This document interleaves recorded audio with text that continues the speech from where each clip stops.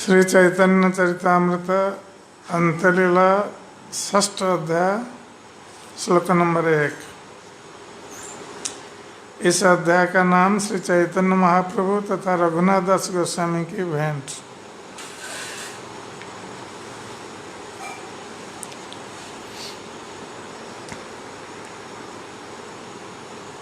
कृपा गुणैरः कुगृहान्धकूपात्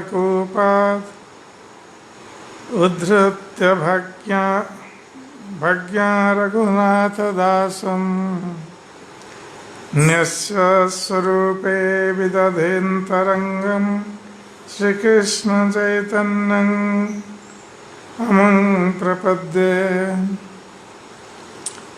श्री कृष्ण चैतन्य महाप्रभु ने अपनी अहेतु की कृपा रूपी रस्सी से रघुनाथ दास गोस्वामी को घृणित पारिवारिक जीवन रूपी अंधे कुएं से उद्धार करने के लिए युक्ति का प्रयोग किया। उन्होंने रघुनाथ दास गोस्वामी को स्वरूप दामोदर गोस्वामी के संरक्षण में रखकर अपना निजी संगी बनाया। मैं उन्हें नमस्कार करता हूँ। जय जय श्री चैतन्य जय नित्यानंद जय अद्वैत चंद्र जय गौर भक्त वृंद। श्री चैतन्य महाप्रभु की जय हो, श्री नित्यानंद प्रभु की जय हो, श्री अद्वैत आचार्य की जय हो और श्री चैतन्य महाप्रभु के समस्त भक्तों की जय हो। हेमत गौरचंद्र भक्त गण संगे नीलाचले नाना लीला करे नाना रंगे। तो इस तरह श्री चैतन्य महाप्रभु ने अपने संगियों के साथ जगन्नाथपुरी में नाना प्रकार की दिव्य लीलाएं संपन्न की। यद्यपि अंतरे कृष्ण वियोगो बाधे बाहिरे न प्रकाशय भक्त दुख भये। तो यद्यपि श्री चैतन्य महाप्रभु अपने हृदय में कृष्ण के विरह का दुख अनुभव करते थे, किंतु उस दुख को वो बाहर प्रकाश नहीं करते थे, क्योंकि उनको भय था कि उनके दुख को देखकर भक्तगण भी दुखी हो जाएंगे और वो भक्तों को दुखी करना नहीं चाहते थे। तो जिस प्रकार भक्तगण भगवान को सदा सर्वदा सुखी करना चाहते हैं, भगवान को दुखी करना भक्तगण भी नहीं चाहते हैं, उसी प्रकार भगवान भी अपने भक्तों को दुखी करना नहीं चाहते हैं। इसलिए यद्यपि चैतन्य महाप्रभु के हृदय में विरह का दुख था, फिर भी भक्तों के भय से वो बाहर प्रकाशित नहीं कर रहे थे, क्योंकि वो चाहते थे भक्तगण सुखी रहे। उत्कट विरह दुख जबे बाहिरा तबे जे वैकल्य प्रभुर बंधन ना जाए। और जब कभी चैतन्य महाप्रभु का उत्कट विरह दुख, कृष्ण विरह से जो दुख का अनुभव होता था, क्योंकि वो चैतन्य महाप्रभु यद्यपि कृष्ण हैं फिर भी वो राधा रानी के भाव में थे, और श्रीमती राधा रानी जिस प्रकार भगवान कृष्ण का विरह अनुभव करती है, चैतन्य महाप्रभु उस विरह का आस्वादन कर रहे थे राधा रानी के भाव में। इसलिए कभी कभी ऐसा होता था कि विरह दुख इतना उत्कट हो जाता था कि वो अपने भीतर उसको संभल करके रख नहीं सकते थे, वो कभी बाहर प्रकाशित हो जाता था। और जब बाहर प्रकाशित होता था तो उस समय चैतन्य महाप्रभु की जो व्याकुलता है और उनके शरीर में जो उस समय विकार परिलक्षित होते थे, उसका वर्णन नहीं किया जा सकता।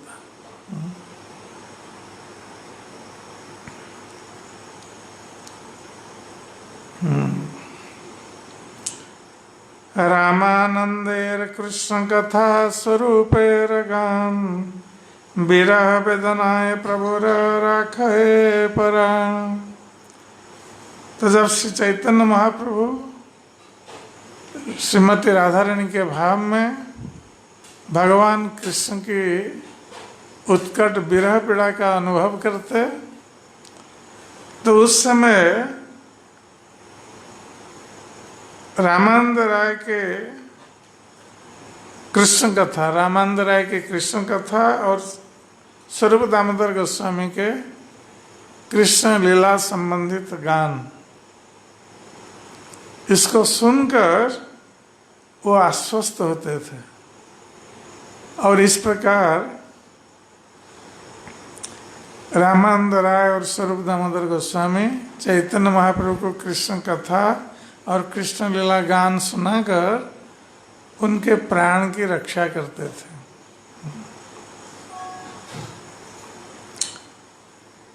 दिने प्रभु नाना संगे है अन्नमान, रात्रि काले बड़े प्रभु विरह वेदना। तो दिन में तो भक्त लोग आते थे चैतन्य महाप्रभु से मिलने के लिए, इसलिए भक्तों के संग में उनका दिन व्यतीत हो जाता था। किंतु रात के समय जब कोई भक्त नहीं आते थे, भक्त लोग विश्राम करते थे अपने अपने घर पर, और चैतन्य महाप्रभु अकेले रहते, तो उस समय उनके विरह की वेदना और अधिक हो जाती, बढ़ जाती थी।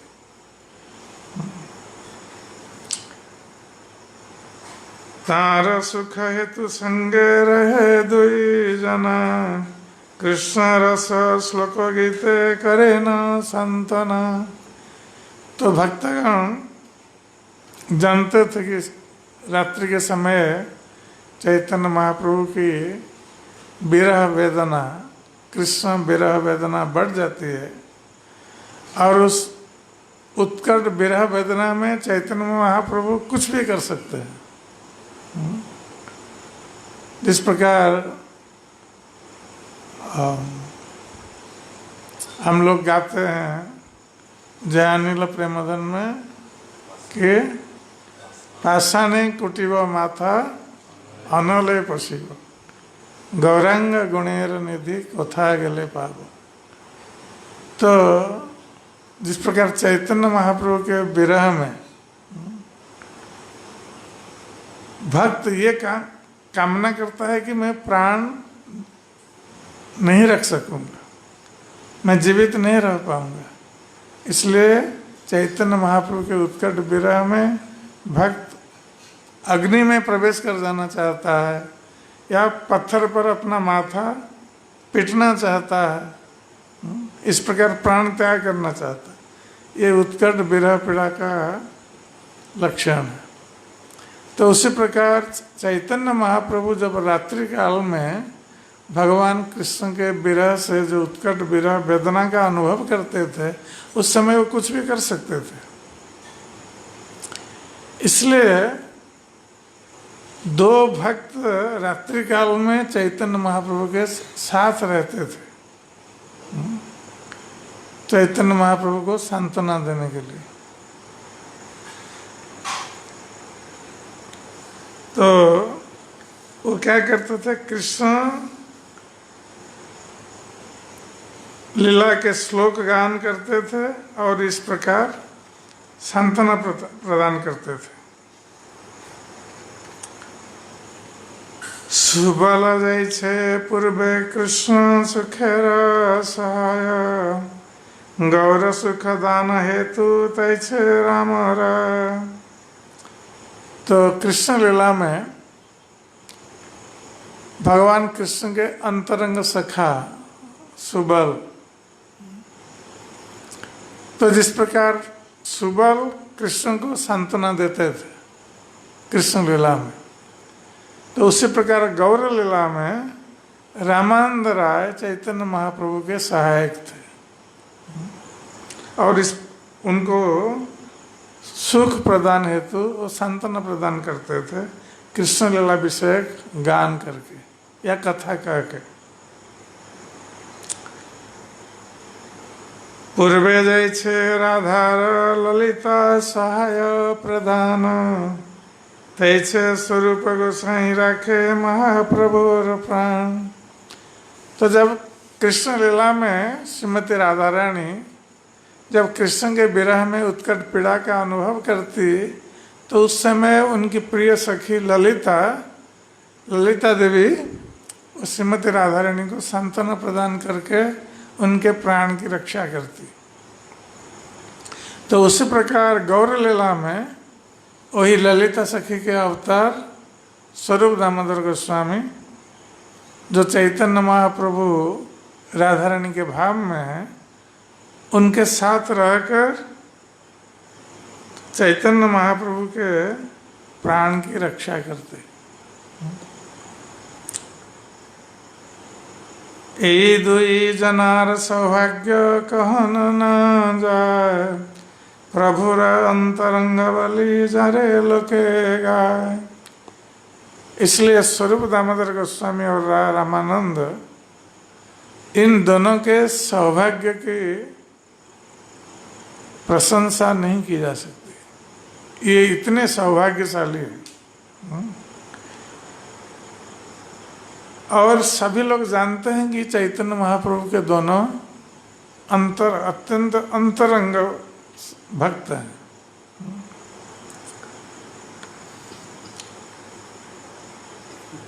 ए मत बिहारे गौर लया भक्तगण, रघुनाथ मिलन एवे सुनो भक्तगण। तो इस प्रकार चैतन्य महाप्रभु नीलाचल में भक्तों के साथ विहार करते थे।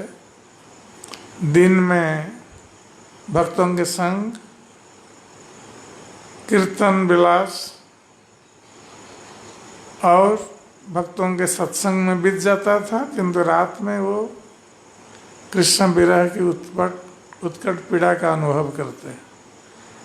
अब कृष्णदास कविराज गोस्वामी रघुनाथ दास गोस्वामी के साथ चैतन्य महाप्रभु के मिलन का वर्णन कर रहे हैं।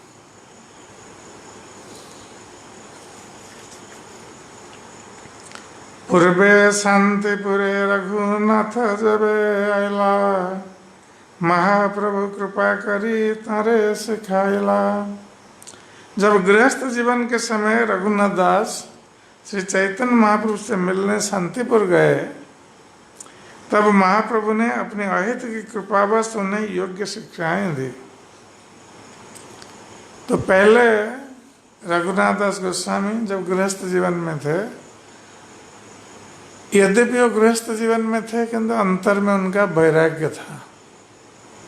इसलिए यद्यपि वो धनी परिवार में उनका जन्म हुआ था और उनकी स्त्री बहुत सुंदर थी, अप्सरा के समान, फिर भी वो घर संसार परिवार के प्रति मोहित नहीं थे, आसक्त नहीं थे। वो सदा सर्वदा यही कामना करते थे कि कब मुझे चैतन्य महाप्रभु के चरण कमल का आश्रय प्राप्त हो। तो चैतन्य महाप्रभु जब शांतिपुर में आए थे संन्यास लेने के बाद, तो रघुनाथ दास गोस्वामी गए थे मिलने के लिए, और उस समय चैतन्य महाप्रभु ने उनको उपयुक्त शिक्षा प्रदान की थी। प्रभुर शिक्षते तेहु निज घरे जाय, मरकट वैराग्य छड़ी हैला विषय प्राय। तो उस समय चैतन्य महाप्रभु ने रघुनाथ दास गोस्वामी से कहा था, क्योंकि वो गृह त्याग करना चाहते थे रघुनाथ दास गोस्वामी। तो चैतन्य महाप्रभु ने उस समय रघुनाथ दास गोस्वामी से कहा था,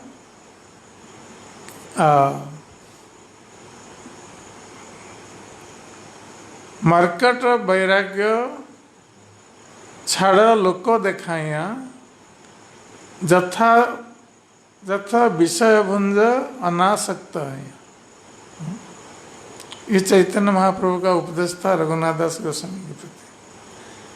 तो उन्होंने कहा था कि तुम मरकट बैरागी मत बनो। मरकट बैराग्य क्या है? मरकट का अर्थ है बंदर, और बंदर का वैराग्य क्या है कि बंदर वस्त्र पहनता नहीं है, उलग्न रहता है बंदर। कभी कभी ऐसे साधु देखे जाते हैं जो वस्त्र नहीं पहनते हैं, उलग्न रहते हैं। और बंदर लोगों का कोई अपना घर भी नहीं होता है।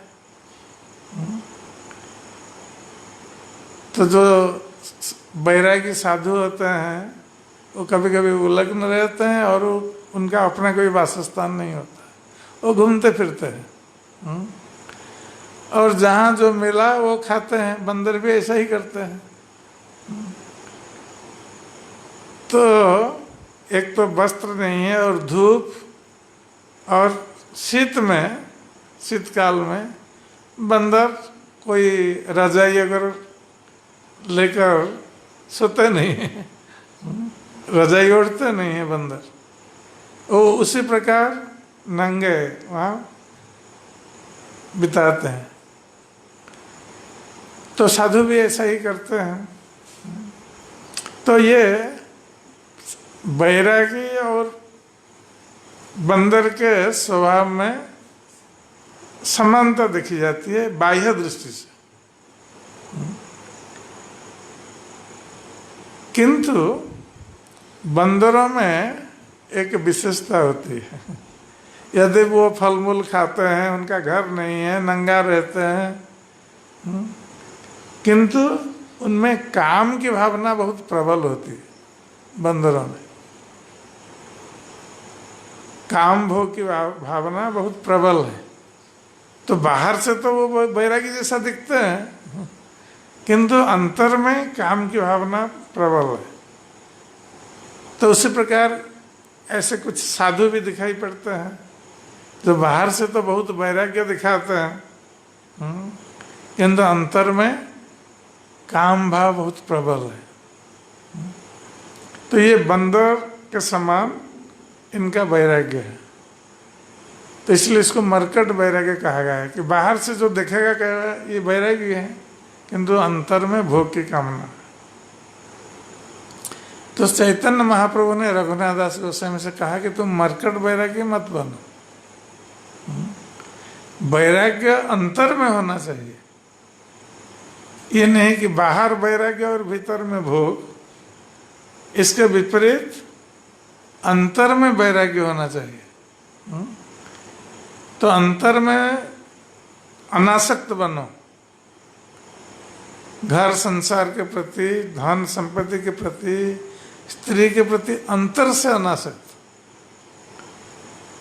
किंतु बाह्य रूप से यथा योग्य विषय भुंज अनासक्त है। जितना आवश्यक है वो विषय भोग कर। तो ये उपदेश दिया था रघुनाथ दास गोस्वामी को चैतन्य महाप्रभु ने, और उनको घर लौटा दिया था। तो जब रघुनाथ दास गोस्वामी इस प्रकार का उपदेश चैतन्य महाप्रभु से प्राप्त होकर घर आए, तो उन्होंने क्या किया ना, प्रभु रा शिक्षा देते हो निज घरे जाए, मरकट वैराग्य छाड़ी हैला विषय पाए। अब रघुनाथ दास गोस्वामी घर चले गए और घर पर चैतन्य महाप्रभु की शिक्षा के अनुसार ऐसा व्यवहार करने लगे जैसे विषयी लोग व्यवहार करते हैं। जैसे विषयी लोग भोग के प्रति आसक्त होते हैं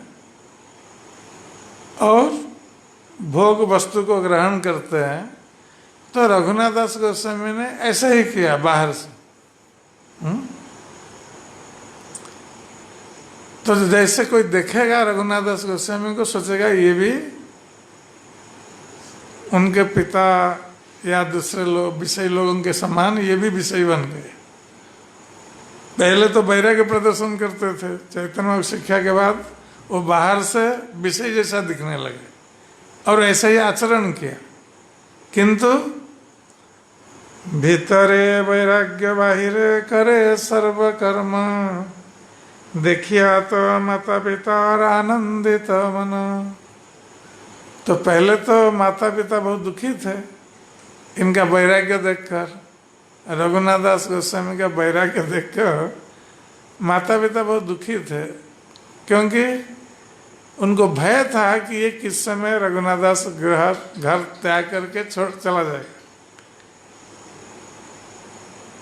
तो आजकल भी हम वही देखते हैं कि किसी का पढ़ा लिखा या अनपढ़ लड़का भी मंदिर आ जाता है और विशेष रूप से इस्कॉन मंदिर में तो माता पिता को भय उत्पन्न हो जाता है।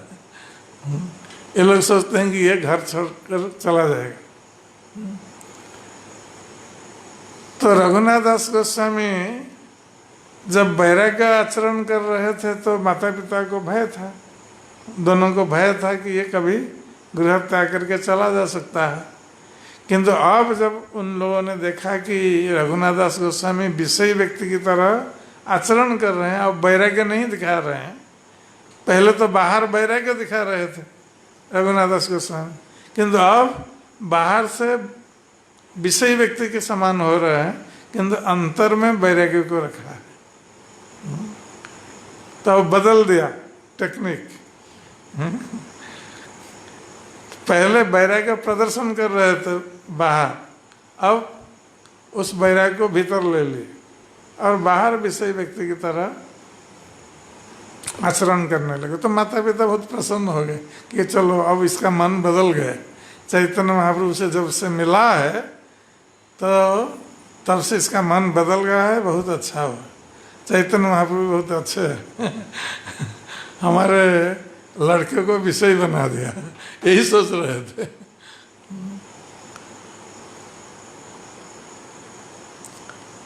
मथुरा हैते प्रभु आइला वार्ता जबे पाइला, प्रभु पास चलिवारे उद्योग करिला।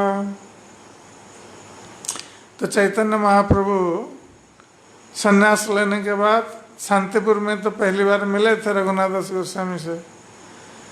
अब उसके बाद चैतन्य महाप्रभु नीलाचल आ गए, नीलाचल में रहने लगे और नीलाचल से गए थे वृंदावन।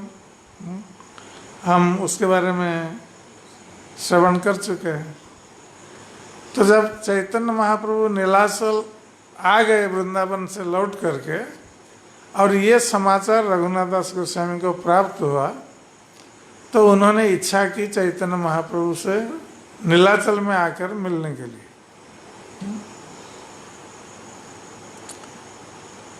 हेन काले मुलुकेर एक म्लेच्छ अधिकारी, सप्तग्राम मुलुकेर से हय चौधरी। तो जब रघुनाथ दास गोस्वामी इस प्रकार मन बना रहे थे कि नीलाचल जाएंगे और चैतन्य महाप्रभु से भेंट करेंगे, तब उसी समय सप्तग्राम, रघुनाथ दास गोस्वामी जहाँ रहते थे वो सप्तग्राम नाम है गांव का। तो उस समय एक म्लेच्छ अधिकारी वो आया उनके पास, जो कि लोगों से कर संग्रह करता था और राजा के ट्रेजरी में जाके डिपॉजिट करता था, वो जो कर संग्रह करता था, टैक्स।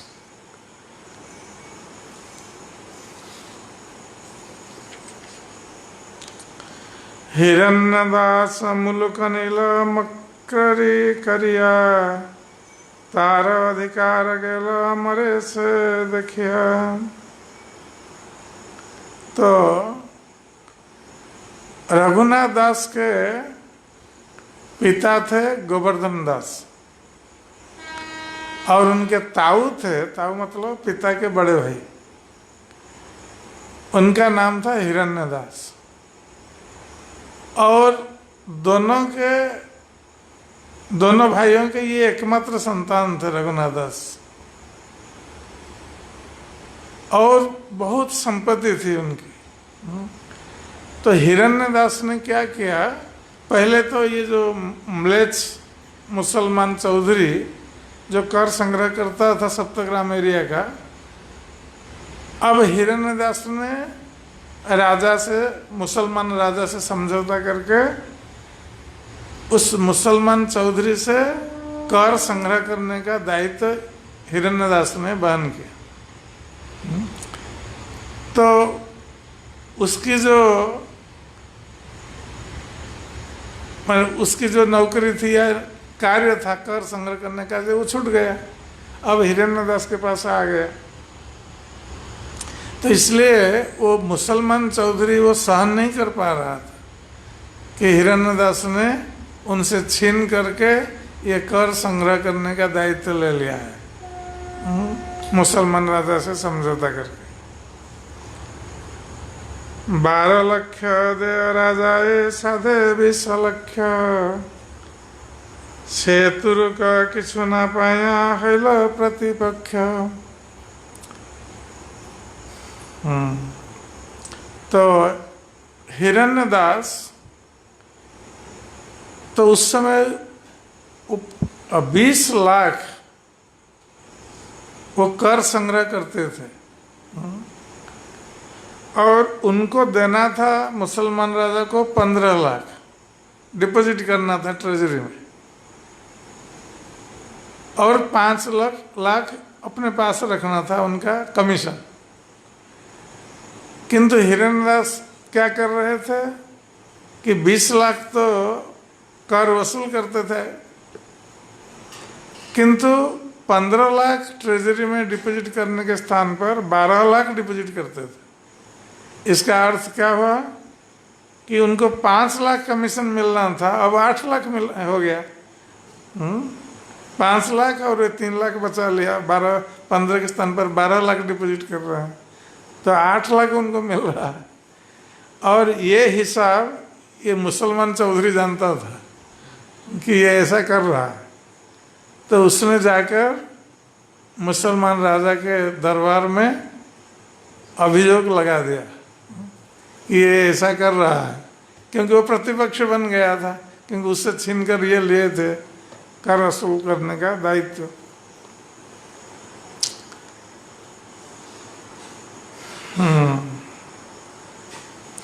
राजघरे कैफियत दिया उजिरे आनिल, हिरण्यदास पलायल रघुनाथ रे बंधिल। तो ये सरकारी खजाने को एक गुप्त हिस्सा भेज करके इस चौधरी ने क्या किया, सरकारी मंत्री को बुला लाया हिरण्यदास को पकड़ने के लिए कि ये ठग रहा है, राजा को ठग रहा है, 15 लाख के स्थान पर 12 लाख दे रहा है। तो वो हिरण्यदास को पकड़ने के लिए वो मंत्री आया था जिसको उजीर बोलते हैं, किंतु ये समाचार किसी तरह हिरण्यदास को मिल गया पहले से, तो वो घर छोड़ करके भाग गए हिरण्यदास।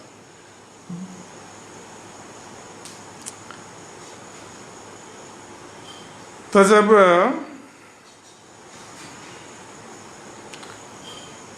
ये चौधरी ने देखा कि हिरण्यदास नहीं है घर पर, तो उसने क्या किया, रघुनाथ दास गोस्वामी को बांध लिया, बांध करके ले गए।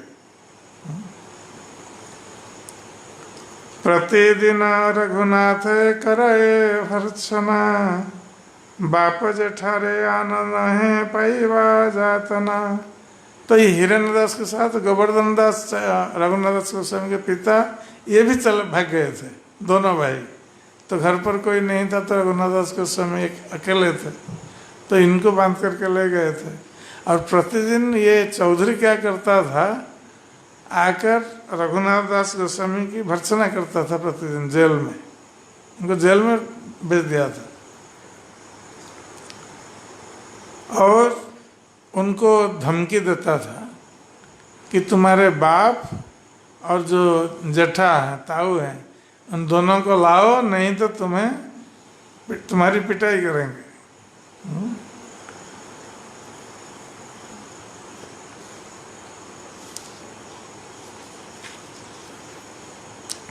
मारिते आने यदि देखे रघुनाथे, मन फिर जाए तबे न परे मारिते। तो वो चौधरी जब रघुनाथ दास गोस्वामी को मारने के लिए आता और उनके मुख की ओर देखता, तो रघुनाथ दास गोस्वामी के मुख की ओर देखकर उसका मन फिर बदल जाता, फिर वो मार नहीं पाता। विशेष कायस्थ बुद्धि अंतरे करे डर, मुखे तर्ज गर्ज मारिते सभय अंतर। तो ये चौधरी क्यों मार नहीं पाता था रघुनाथ दास गोस्वामी को? क्योंकि वो जानता था कि कायस्थ परिवार के हैं, और कायस्थ लोग बहुत शक्तिशाली होते थे उस समय, अभी भी क्योंकि वो बहुत बुद्धिमान होते हैं कायस्थ लोग, और विशेष रूप से ये लिखा पढ़ी का काम करते हैं, दरबार में सब हिसाब रखते हैं, लिखा पढ़ी का काम सब करते हैं। तो और ये बहुत बुद्धिमान होते हैं, और इनके पीछे बहुत लोग होते हैं, कायस्थ लोगों के पीछे। इसका अर्थ है कि साधारण लोगों का इनके प्रति समर्थन रहता है। तो ये मुसलमान चौधरी इसलिए डर रहा था कि कहीं ऐसा ना हो कि मैं इसके साथ मारपीट करूं, और ये यहाँ से निकलने के बाद फिर लोगों को हमारे विरुद्ध खड़ा करके फिर कुछ हमारा अनिष्ट न करे। क्योंकि कायस्थ लोग ऐसा कर सकते हैं कूटनीति का प्रयोग करके, क्योंकि कूटनीति का प्रयोग करने में कायस्थ लोग बहुत माहिर होते हैं। तो इसलिए ये भय था।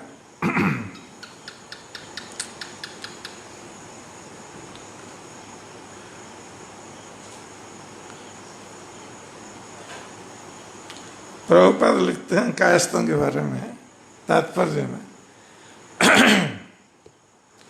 रघुनाथ दास उच्च कुलीन कायस्थ परिवार के थे। स्थानीय लोगों पर उनका काफी प्रभाव था, इसलिए वो चौधरी उन्हें पीटने से डरता था। ऊपर से वो रघुनाथ दास को डांटता डपटता था, किंतु उन्हें पीटता नहीं था।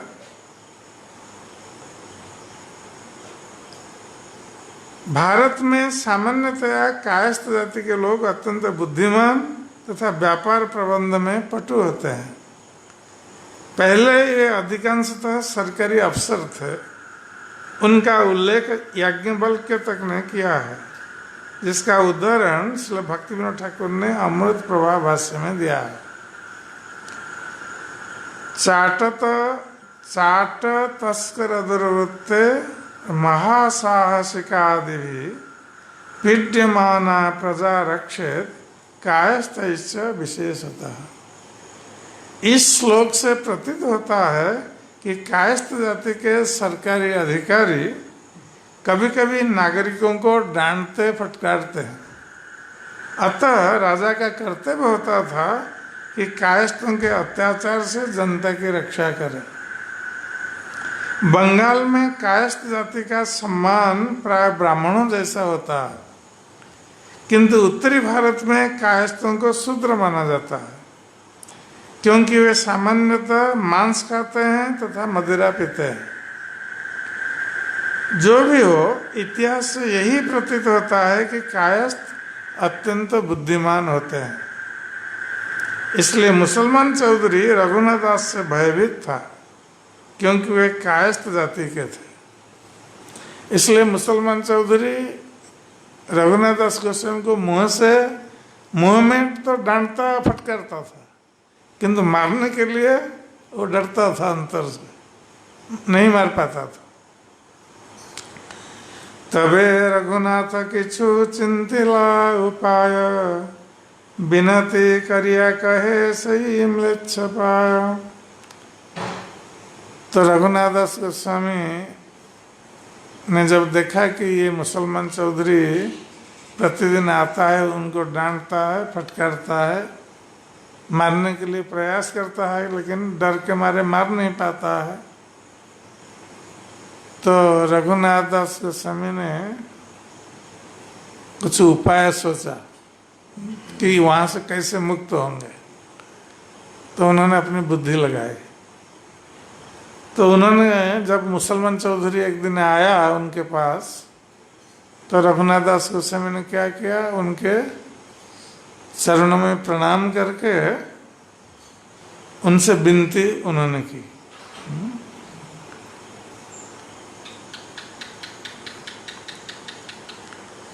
आमार पिता ज्येष्ठा है तुम्हार दुई भाई, भाई भाई तुम्हारा कल कर सर्वदाई।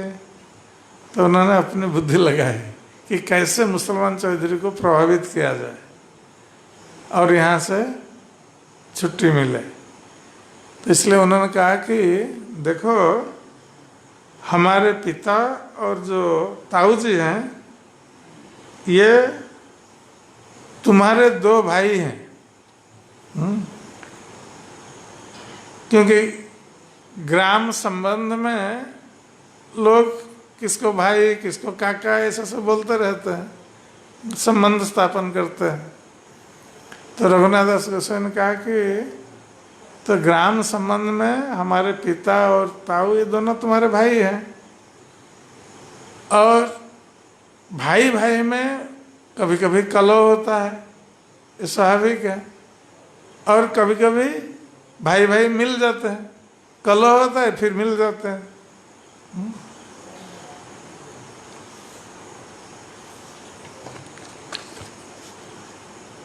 कभू कलह कभू प्रीति हर निश्चय नहीं, काली पुनः तीन भाई हई भाई कठाई। तो कभी भाई भाई में कलह, कभी प्रीति, इसका कोई निश्चय नहीं है, कब कलह हो जाएगा, कब प्रीति हो बन जाएगी। इसलिए आज तुम कलह कर रहे हो हमारे पिता और जेठा से, जो दोनों भाई हैं तुम्हारे, और मैं जानता हूं कि कल तुम उनसे फिर मिल जाओगे। आमी जैसे पितार तैसे तुम्हार बालक, आमी तुम्हार पाल्य तुम्हें हमार पालक। तो रघुनाथ दास गोस्वामी ने बुद्धि लगाई कैसे इस म्लेच्छ के हृदय को थोड़ा पिघलाने के लिए उन्होंने चेष्टा की। तो उन्होंने ग्राम में संबंध स्थापित करा दिया। तो उन्होंने कहा कि जैसे हमारे पिता के मैं पुत्र हूँ और आप हमारे पिता के आप भाई हैं, इसलिए आपका भी मैं पुत्र बन गया। और पिता का कर्तव्य क्या है कि वो पालन करता है पुत्र कन्याओं का। तो आप मेरे पालक हुए, मेरे पिता के समान और पालक हैं, और हमारे पालन करने का दायित्व आपके ऊपर है।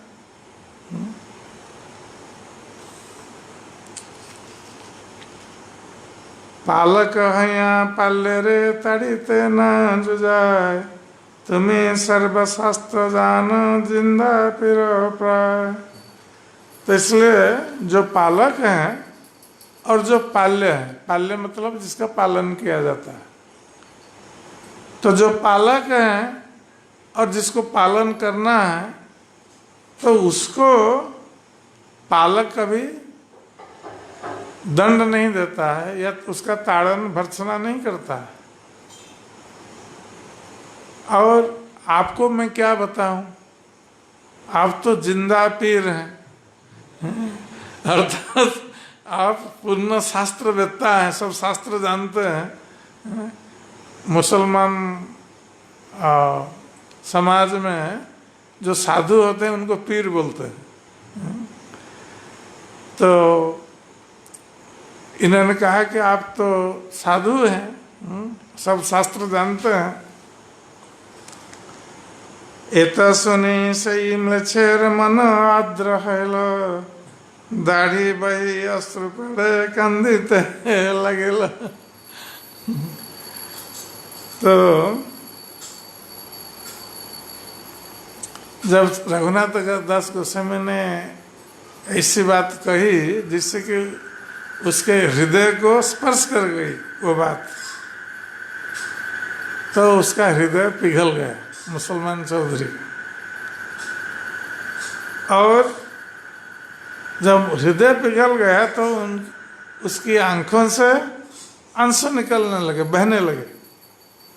और आंसू बहकर आंखों से उसकी जो दाढ़ी थी दाढ़ी के ऊपर और वो मुसलमान चौधरी रोने लगा, अपने को संभाल नहीं सका।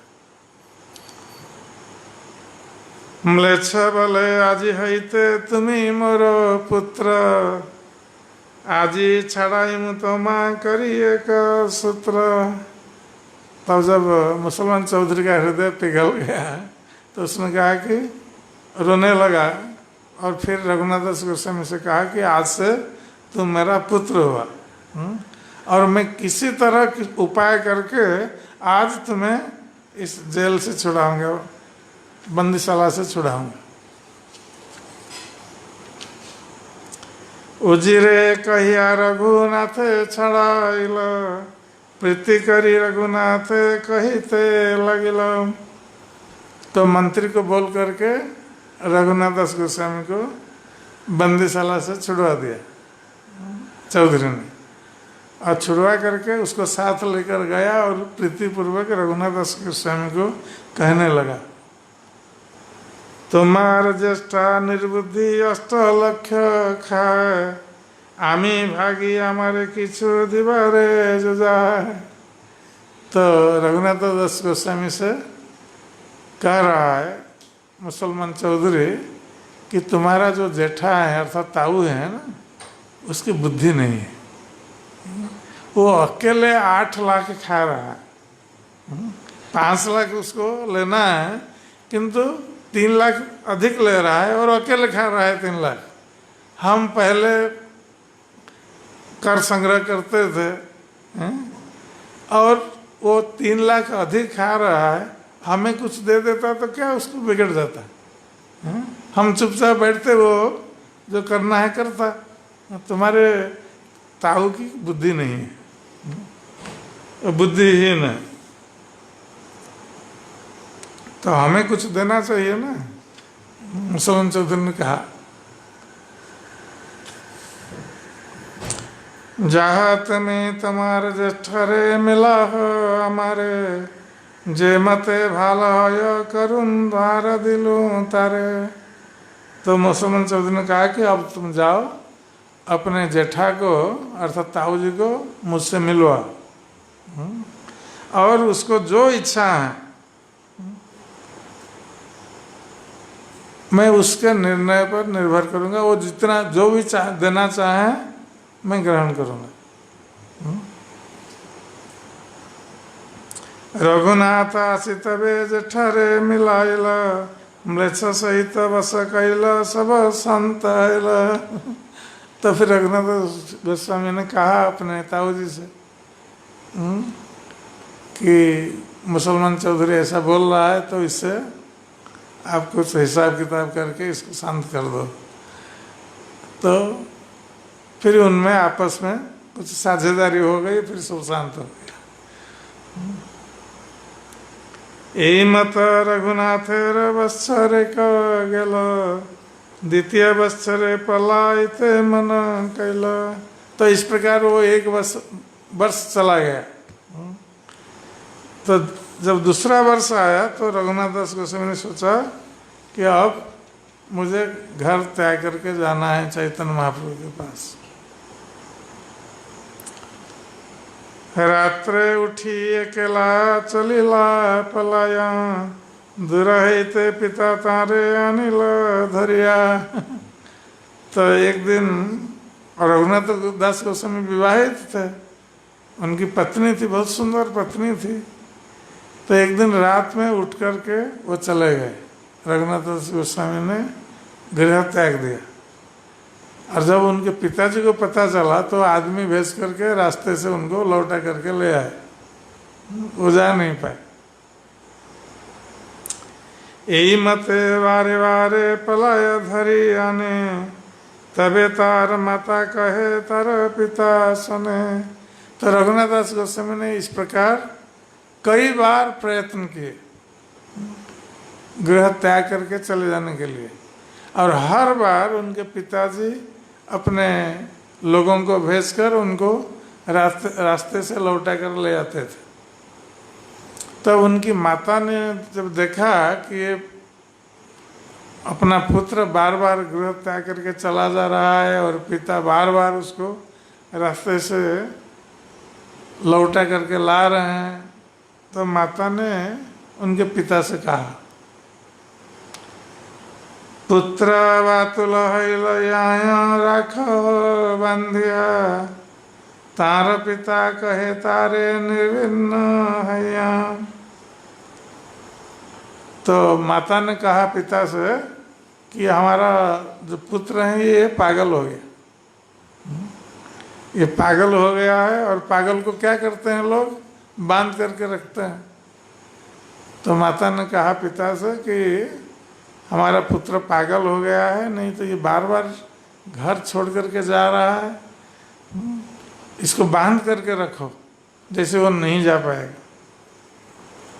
तो उनके पिताजी दुखी होकर बोलने लगे माता से, इंद्र सम ऐश्वर्य स्त्री अप्सरा सम, ये सब बंधित नारी लक जार मन।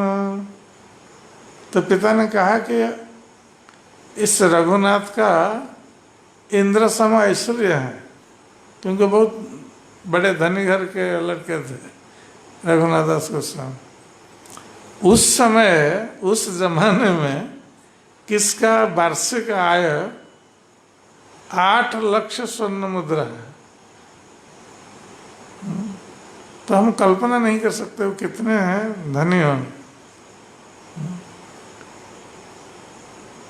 तो इसलिए उनके पिता कह रहे हैं कि इंद्र समा ऐश्वर्य, इंद्र के समान हमारा ऐश्वर्य है, और उसकी स्त्री जो है ये अप्सरा के समान सुंदर है।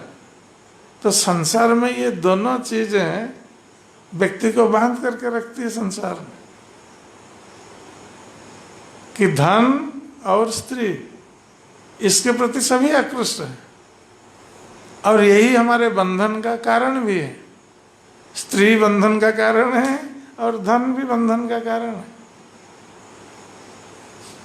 तो पिता ने कहा कि इंद्र के समान ऐश्वर्य होने पर भी और स्त्री अप्सरा के समान सुंदर होने पर भी यदि ये दोनों इसके मन को बांध करके नहीं रख सकते,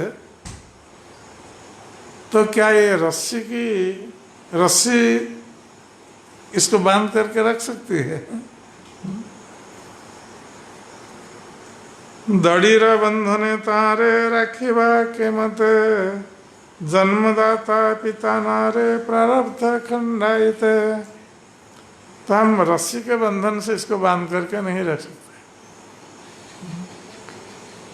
जो वास्तविक बंधन है धन और स्त्री, ये यदि बांध करके इसको नहीं रख सकते तो ये रस्सी के बंधन से ही नहीं बंधेगा।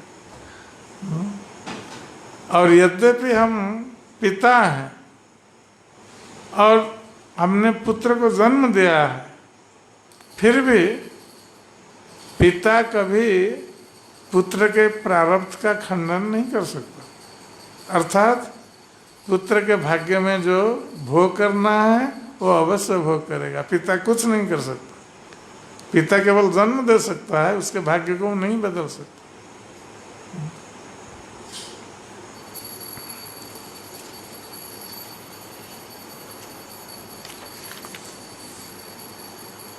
चैतन्य चंद्र कृपा हयांस यहाँ रे चैतन्य चंद्र बातुल के राखिते पर। तो उनके पिता ने कहा कि ये चैतन्य महाप्रभु की कृपा इस पर हुई है हमारे पुत्र के ऊपर, और जो चैतन्य महाप्रभु के लिए पागल हो रहा है उसको कौन बांध करके रख सकता है? तो ये चैतन्य महाप्रभु का पागल है, ये कोई साधारण पागल नहीं है, इसलिए इसको कौन बांध करके रख सकता है?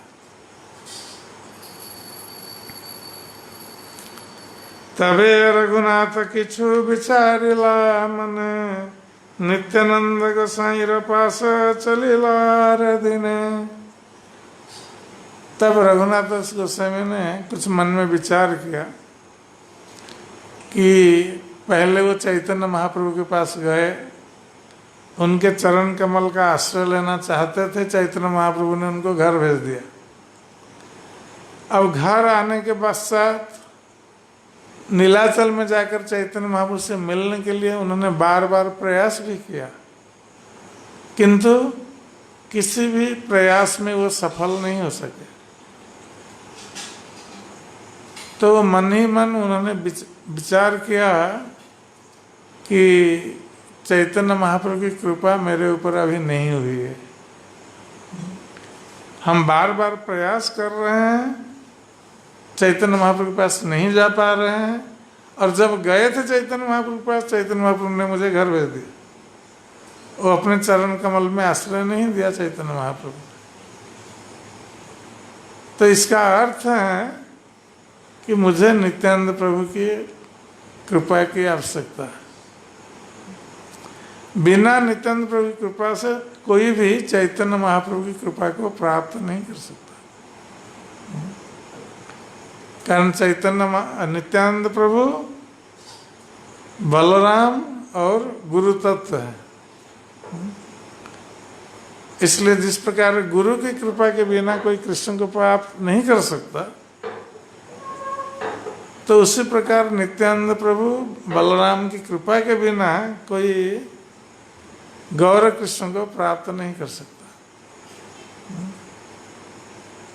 इसलिए रघुनाथ दास गोस्वामी ने सोचा कि अब मुझे नित्यानंद प्रभु की कृपा प्राप्त करनी है। यदि नित्यानंद प्रभु की कृपा हो जाएगी तब चैतन्य महाप्रभु की कृपा अवश्य प्राप्त होगी। ये सोच करके